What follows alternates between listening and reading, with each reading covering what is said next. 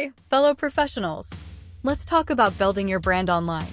In today's digital age, having a strong and recognizable brand is crucial for professional success.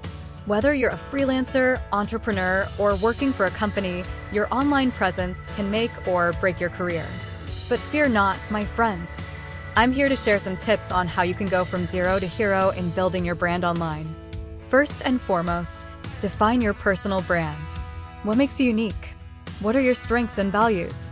Once you have a clear understanding of your brand, it will be easier to showcase it online. Next, utilize social media platforms to showcase your expertise and build a following. LinkedIn, Twitter, and Instagram are great platforms to connect with like-minded individuals and share your content. Don't be afraid to engage in conversations and show your personality. After all, people connect with people, not just a logo. Consistency is key when it comes to building your brand. Make sure your profile, content, and messaging all align with your personal brand. This will help you build trust and credibility. Thank you for joining us.